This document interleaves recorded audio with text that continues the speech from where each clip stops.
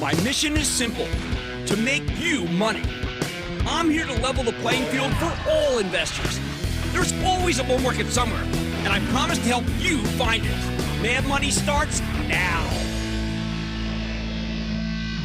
Hey, I'm Cramer. Welcome to Mad Money. Welcome to Cramer. Other people want to make friends? I'm just trying to make you some money. My job is not just to entertain, but to educate and teach. So call me at 1-800-743-CNBC or tweet me at Jim Cramer. Messianic. That's the word I've been searching for to describe certain parts of this market. And that cult-like attitude, well, suddenly it's got me a little worried.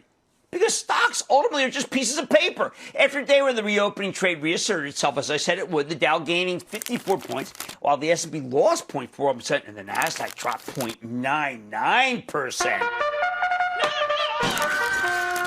I got to address this dynamic. So what do I mean by messianic? There's a cohort in this market that seems to believe it's a sin to sell anything. Sell anything at all. Sell. Because owning stocks is a cause, and selling means you're betraying that cause. That's what I'm seeing right now with the blinding light of the cryptocurrencies, any cryptocurrency. And it's starting to make me wonder if some of these followers are on mental quarantine, especially in their ability to ignore any sign that maybe enough is enough. We first saw the messianic behavior when the Wall Street Bets crew started embracing individual stocks. They turned the tug of war over GameStop into an epic fight between the righteous longs and the wicked short sellers. The bettors won. They were able to break the shorts, in part because they demanded fealty to Ryan Cohen, the co-founder of Chewy, who took a big position in GameStop and will soon become the chairman of the board there, if not more. These Reddit revolutionaries cheered Ryan's every move. They even cheered his silence. And when they broke the shorts, the stock briefly climbed to $400 before people started ringing the register. Ka-ching, ka-ching. En masse. But to the GameStop bulls, any sellers were apostates, even at these exalted levels. Don't I know? I called in from the hospital that day, ripping out my catheter to have just an ounce of dignity, and told people, please, please, please, take some money off the table. For that, I was branded a fool, a knave, and a mountebank, because I didn't grasp Ryan Cohen's brilliant vision. Not that he'd share it with anybody, at that point at least, and I've been on the wrong side of the YOLO ever since.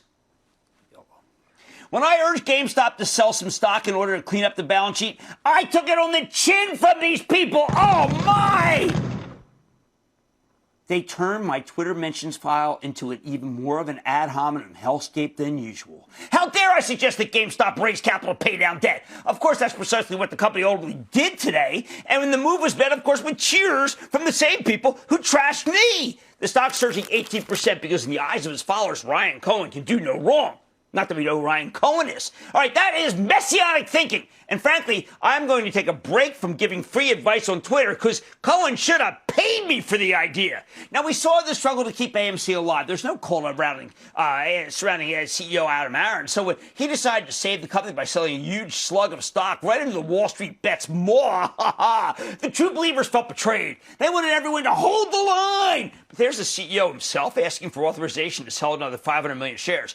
Tough to hold the line when the company's selling en masse. But the AMC cult is stuck with AMC, or at least AMC's stock. That's an important distinction because, like GameStop, I don't think AMC's actual movie theaters really matter to the people who've turned owning its stock into something that feels a little too much like a religion. Get me Jim Jones on the phone, will you? All right, anyway, now that messianic behavior has been taken to new heights with admonitions that only true morons will sell any cryptocurrency, oh, of course, not just Bitcoin, but Ethereum or even the Dogecoin, which was literally created as a joke. When you disagree with the orthodoxy, well, then you run the risk of being excommunicated. Hence the back and forth I had with David Faber this morning about where are the sellers? We couldn't recall anyone coming on air, anyone, and saying, you know what? They were a seller of anything crypto. Not even just to ring the register, maybe take a little profit, which brings me to Coinbase. You know I like this cryptocurrency exchange. I told you to buy some last night. Lisa Ellison at MoffettNathanson, the best payments analyst on Wall Street, thinks it can go to $600 long-term. Long-term! And I agree with her. But I also worried that this new idol would be so powerful, it would cause all the true believers to sell whatever was necessary to raise cash for Coinbase or anything else crypto, because they were never going to sell crypto. And that's exactly what happened.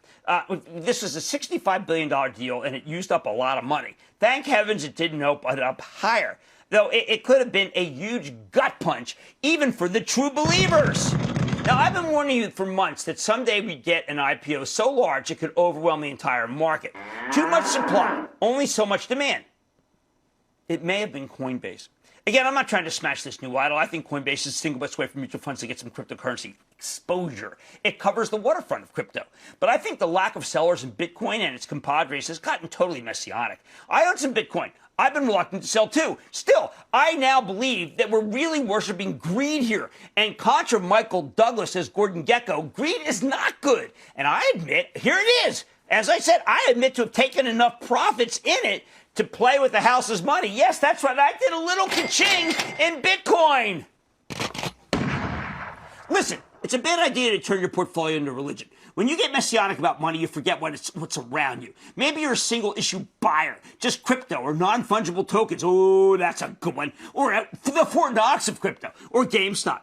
And you ignore everything else around you. But I approach stocks with my eyes open, and none of these idols can prevent things from going wrong. Things like the price of oil, which today, was just not tame at all. And it needs to be tamed lest it wake up the real devil of inflation. If oil keeps climbing, that's what happens, okay? You get the bear. And I have to tell you, that's going to force the Federal Reserve's hand to raise interest rates the moment we get a couple decent unemployment numbers. And that's going to change the whole landscape. A real move higher in oil, not just a spike, would drive all producer prices much higher, especially if some other commodities like plastic and lumber don't start coming down soon.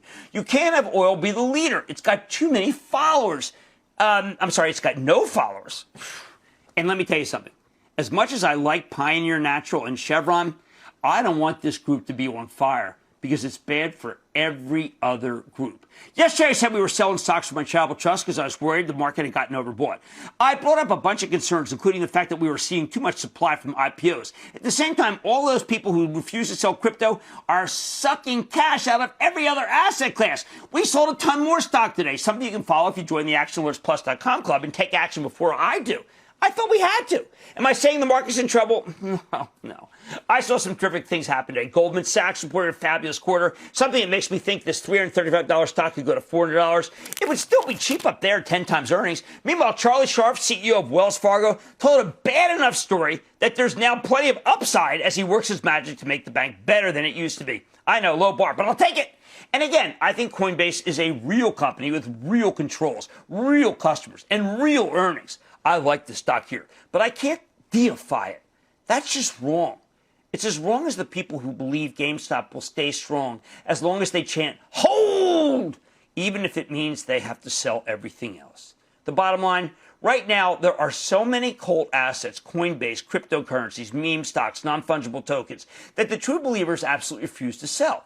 So they're dumping everything else they own instead. And that's putting real pressure on the rest of the market. And that is not a good sign. Don't miss a second of Mad Money. Follow @Jim Cramer on Twitter. Have a question? Tweet Cramer. #MadTweets. Send Jim an email to madmoney@cnbc.com or give us a call at 1-800-743-CNBC. Miss something? Head to madmoney.cnbc.com. Shepard Smith here. Thanks for watching CNBC on YouTube.